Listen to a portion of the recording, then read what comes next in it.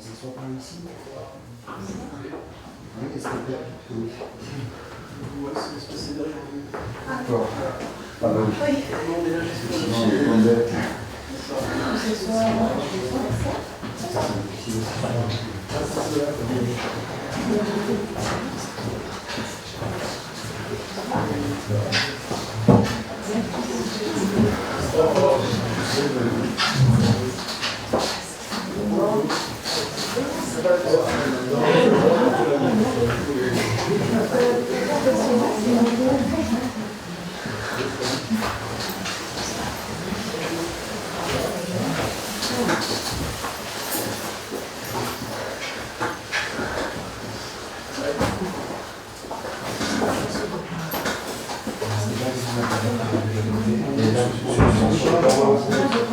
Sur le banc.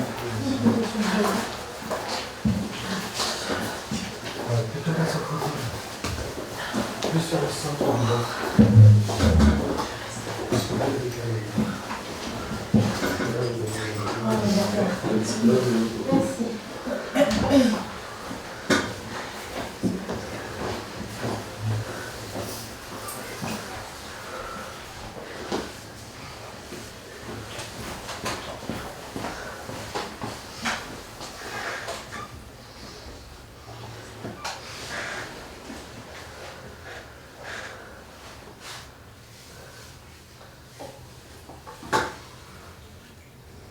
Je me suis perdue en chemin.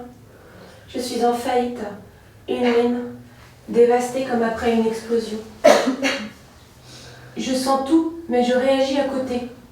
Dans la vie, je ne ressens pas vraiment les émotions qui me traversent et que les autres voient sur mon visage comme un nez rouge de clown. Je n'ai plus de colonne vertébrale. Je n'arrête pas de me positionner de travers. Je n'ai même plus d'âge. Je retarde de 20 ans et j'en fais 10 de moins. Je te regarde, retourner sur le sol, face contre terre, tout ton corps déposé là. Tu dors, un calme terrible, forêt de être, plage. Tu me filmes en train de pousser mes cris de koala lubrique échoué en Alaska. Ces cris seront notre gimmick. Mes parents, c'est déjà des fantômes. J'ai épousé un homme qui fait 18 ans de plus que moi et qui n'a été mon amant que 7 mois. Jamais je n'ai voulu me marier de ma vie pourtant. La dernière fois que nous faisons l'amour, nous ne sommes déjà plus ensemble, mais je viens chez toi et tu m'ouvres, tu sors du sommeil, ton haleine, waouh, un appel que ton odeur, besoin d'y plonger et puis après l'amour, tu pousses ces cris, nos petits cris. Nous marchons, printemps, pluie. Je reconnais l'odeur des acacias, tu la reconnais avec moi. Nous sommes d'accord, ça sent bon, c'est beau. Mes parents, c'est déjà des fantômes.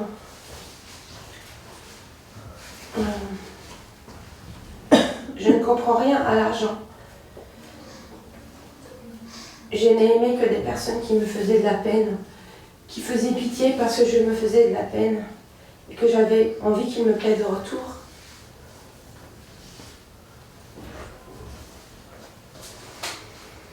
On me dit que ma pensée est forte, je ne sais pas de quoi on me parle. Toutes les nuits, dormir d'un sommeil profond avec toi. Comme tu manges vite et essuies ta bouche sur mes petites serviettes que je crois qu'elles sont délicates. Tu me dis que j'ai laissé une goutte de pisse sur la cuvette de tes chiottes. Le hibou que je te donne, celui en plâtre avec son bec cassé. Je suis féministe et je ne rêve dans le sexe que d'un homme qui me domine. Si ça se trouve, c'est par paresse. Je semble travailler beaucoup. Je passe des heures à écrire et je ne publie rien. Je suis un écrivain raté. Melancholia. What did you expect? Mélancolie, qu'est-ce que tu croyais? Tu me prends direct pendant que je dors, comme un rapt dans mon sommeil, et le lendemain tu me reprends le pull que je porte, ton pull, et que je crois que tu m'arraches la peau. À l'âge que j'ai, la plupart des auteurs contemporains que j'aime ont déjà une dizaine de livres à leur actif. Je bois, c'est le seul point commun que j'ai avec les écrivains, et fumer aussi. Je me fous en l'air lentement, patiemment. Tellement paresseuse je suis que la seule possibilité de me suicider à laquelle j'ai pensé, c'est de me jeter par la fenêtre. Malheureusement, j'ai toujours habité un 3e étage et de là, on se rate immanquablement. Ma mère, qui me dit que tu es beau et si jeune, elle me dit que tu as l'air bienveillant avec moi, ton grand-père, à qui je dis 2 ou 3 mots en polonais, qui me parle d'amour, qui nous supplie de nous aimer, qui trouve que nous avons la même voix.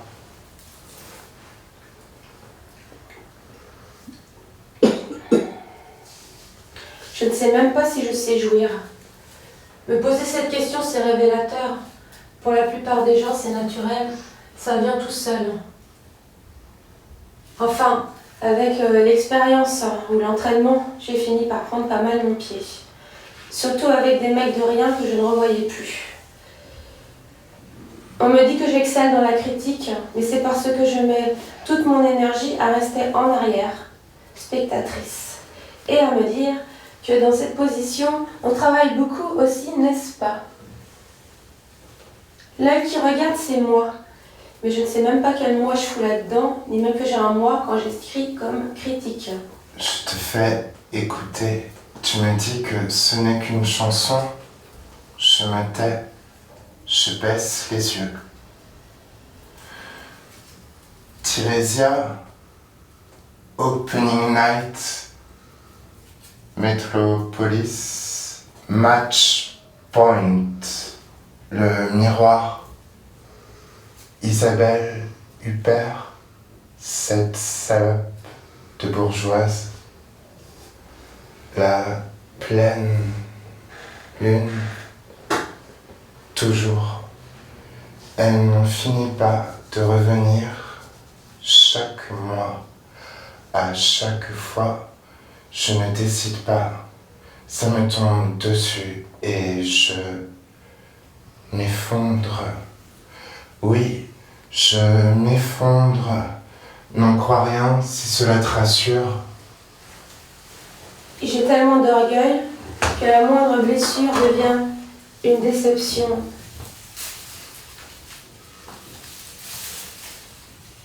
Cuisante. Je ne m'en remets pas.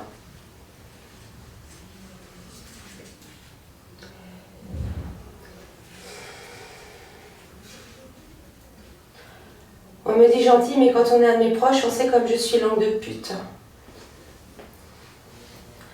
Je casse tout.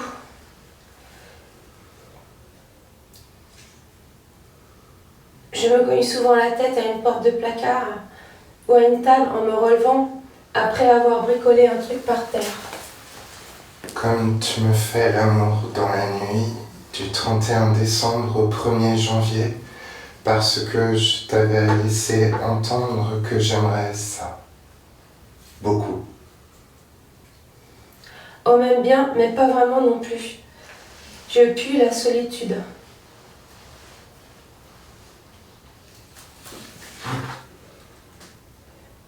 J'ai beaucoup de plaisir en tant que branleuse. Je passe des heures à me branler. Je peux pleurer 3 jours d'affilée à m'en exploser le nez. Quand je pleure, je suis une toute petite fille de 1 an et demi qui vient d'être frappée par son père et abandonnée par sa mère. J'ai accusé mes parents de tous les maux dans ce domaine, bien qu'ils étaient dans la moyenne nationale. Ils ne m'ont pas violée, pas maltraitée, pas empêchée de faire ce que je voulais, enfin pas de façon explicite.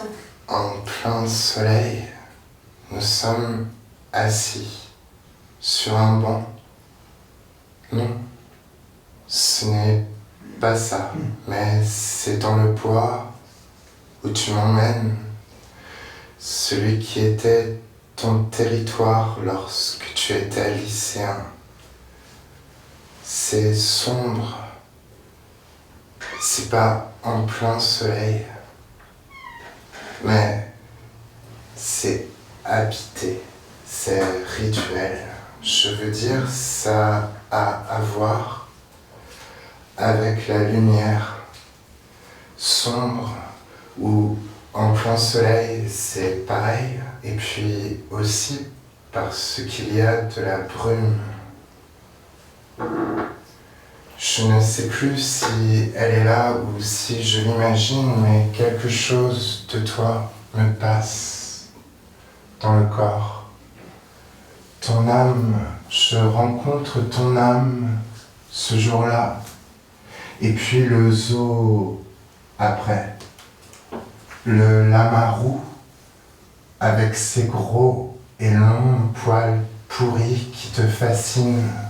Les souris du désert qui redressent leur tête et puis tout le corps à chaque bruit. Les chouettes. Je le découvre à nouveau comme une première fois, leur tête qui tourne à 360 degrés. J'ai souvent pensé faire la pute pour gagner mon fric, mais j'ai jamais réussi à m'organiser en ce sens. Je sais juste tirer quelques billets en douce à des amants un peu friqués que j'ai choisis pour cela. Je vole dans les magasins, je pique, je salope tout et d'abord mes fringues. Petit cochon, me disait ma mère quand j'étais gosse. J'ai vécu 40 ans sûre d'avoir un gros cul, complexé comme pas possible. Et depuis que je sors en boîte dans l'unique but de me taper des mecs, tous s'extasient sur mon petit cul. Et ça me ravit, moi qui ai lu des milliers de livres. Ça me venge de mon adolescence pourrie. Nos soirées entières sans alcool, juste toi et moi, vrai, nu et simple. Ton eczéma. Parfois, tu te grattes jusqu'au sang. Moi, je me dis, enfin, un garçon qui a de la peau. Comme je me rase le visage pour ne pas blesser ton visage.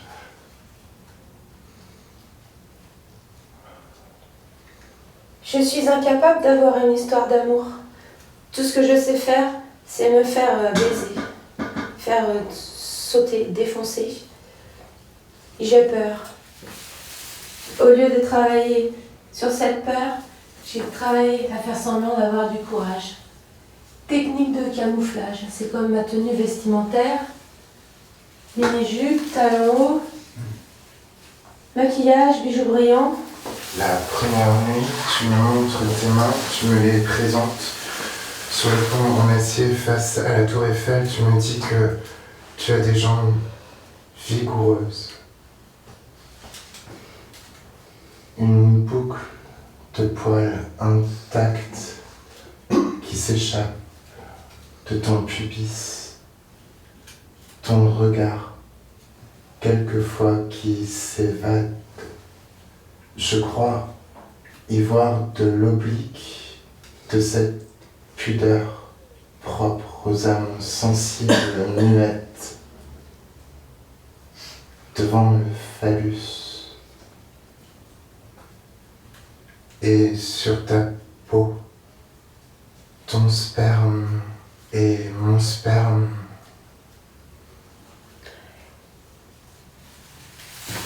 Je me dis que je suis en train d'écrire quelque chose de vraiment contemporain, que c'est de l'autofiction comme j'aime. Mais ce n'est pas de l'autofiction, c'est un témoignage désolé. J'allume une cigarette et je l'écris. Ce n'est pas de l'autofiction, c'est du journal intime. Enfin, c'est triste, mais quelqu'un qui a raté, c'est tant pis pour lui. Il n'y a pas de quoi en faire un roman. Peut-être qu'il y a beaucoup de gens comme moi, des petits bourgeois ratés, des vies à jeter au panier. J'habite au panier et j'en suis contente. C'est comme si j'étais contente de m'être mise à la poubelle. J'ai vécu pas mal d'années avec l'obsession de prendre en photo les poubelles avec mes téléphones portables. Et systématiquement, je les mettais à la corbeille. Je m'appelle Marie-Mé Corbel. Toutes ces fois où tu m'emmènes au Monoprix, et comme cela me fait mal, oh.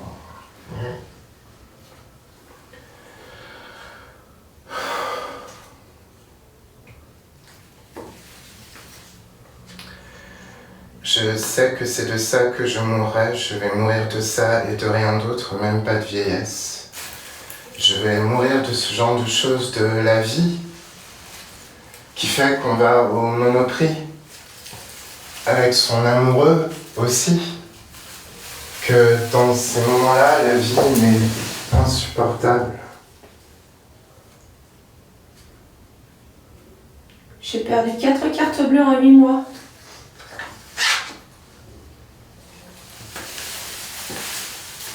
Quatre cartes bleues en 8 mois.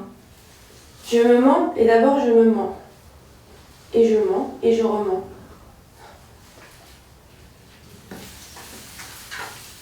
Enfant, je voulais être actrice. Je veux être aimée.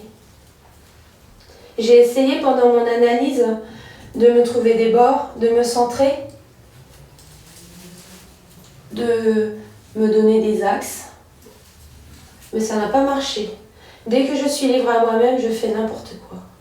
Boire comme un trou, épuiser 2 paquets de clopes dans la nuit, et aller en boîte, me faire défoncer les synapses avec de la techno à fond, et danser en me racontant que je suis danseuse. Ta voix qui ne passe pas quand tu imites la vieille actrice. Tu rougis.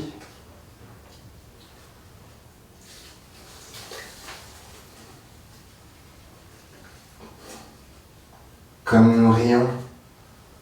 La plus grande partie de ma vie, ou du moins la plus importante, est consacrée à des rêveries sentimentales sans queue ni tête. Pour un peu, je me trouverais bonne de faire ça.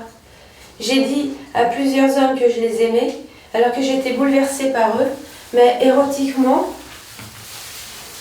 je ne les aimais pas. L'idée que je sois lesbienne est revenue en force vers mes 30 ans. Et là, j'ai eu la sensation que le sol s'ouvrait sous mes pieds. Ah non, tout n'est pas ça, me suis-je dit. Il y a assez de problèmes comme ça. L'unique fois où je te vois pleurer. J'ai cassé ton miroir, j'ai hurlé, j'ai voulu t'étrangler. Je t'aime, je t'aime, t'aime. Je t'aime et je veux te tuer. Je t'aime et je veux mourir. Que tu me tues. Ce film qu'on va voir ensemble, je mets des jours à m'en remettre, un film d'amour. d'amour dans tes bras, tellement violent, tellement doux, tellement violent. Il n'y a rien de plus sot qu'une personne qui s'est crue intelligente. C'est mon cas. Ça a commencé avec la lecture. J'avais l'impression de comprendre les grands auteurs que je lisais. Je me sentais comme eux.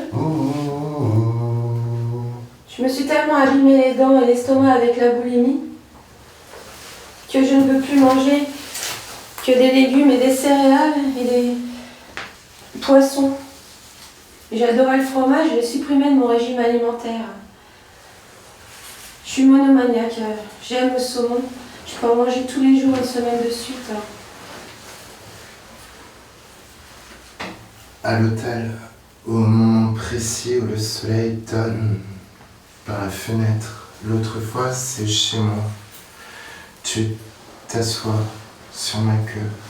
Je crois que le voisin d'en face a tout vu. 2 fois on se fait traiter de pédé. J'adore. Tu es mon homme, j'ai honte. Je suis heureux. Si j'avais gardé le premier, il aurait aujourd'hui 16 ans. Je me demande si je n'aimerais pas avoir fait au moins ça à un enfant. C'est idiot de me poser cette question. Je suis incapable de supporter qu'une bête me pousse dans le ventre pour expulser un petit être sanguinement et vagissant. C'est la vie qui me terrifie. Je ne comprends pas comment les gens disent aimer la vie. C'est un grand mystère pour moi. Je viens de te rencontrer, pas une personne que je croise qui ne me le dise, Nicolas. Tu es fou, amoureux. Je n'ai plus le même visage. Je sais que tu me trouves beau, mais tu ne me le dis jamais. Moi, je te le dis. Je te dis que tu as une beauté atypique, paradoxale. Je suis une éphémère. L'instant évanoui, je suis déjà morte. Je vis les choses comme on les brûle. Je collectionne les reliques des choses que j'ai vécues. Je regarde ensuite ces reliques en pensant à la vie morte. J'ai claqué 30 € en coupe de champagne parce que j'avais envie de champagne. Une fois chez moi,